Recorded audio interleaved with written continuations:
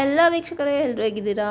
So welcome back to my YouTube channel. So ನೀವು ಯಾರು ನನ್ನ ಚಾನಲ್ನ ಇನ್ನೂ ಸಬ್ಸ್ಕ್ರೈಬ್ ಮಾಡಿ, ಸೊ ಮೊದಲು ಲೈಕ್ ಮಾಡಿ, ಶೇರ್ ಮಾಡಿ, ಸಬ್ಸ್ಕ್ರೈಬ್ ಮಾಡ್ಕೊಳ್ಳಿ. ಸೊ ಇವತ್ತಿನ ರೆಸಿಪಿಲಿ ಏನಂತಪ್ಪ ಅಂದರೆ ವೈಟ್ ರೈಸ್ ಹಾಗೆ ಸೋರೆಕಾಯಿ ಸಾಂಬಾರು ಮತ್ತು ಪಲ್ಯನ ಮಾಡ್ತಾಯಿದ್ದೀನಿ. ಸೊ ಇದು ಸಿಚುವೇಶನ್ ಏನಂದರೆ LPG ಸಿಲಿಂಡರ್ಸ್ ಆಗೋಗಿದೆ, ಮನೇಲಂತೂ LPG ಇಲ್ಲ.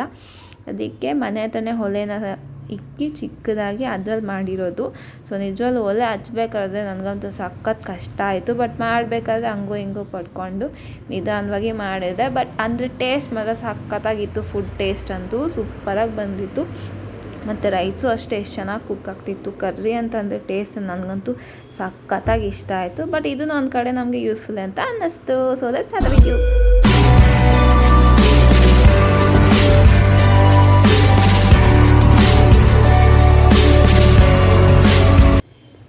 ಇಲ್ಲಿ ನಮ್ಮ ಮನೆ ಹತ್ರ ನಾನು ಈ ರೀತಿಯಾಗಿ ಒಲೆನ ಚಿಕ್ಕದಾಗಿ ಅರೇಂಜ್ ಮಾಡಿ, ಸೊ ಈ ರೀತಿ ಇವಾಗ ನಾನು ಕರ್ರಿನ ಸ್ಟಾರ್ಟ್ ಮಾಡ್ತಾಯಿದ್ದೀನಿ. ಸೊ ಆಲ್ಮೋಸ್ಟ್ ಕರ್ರಿ ಅಲ್ಲಿ ಆಗೋಗ್ಬಿಟ್ಟಿದೆ.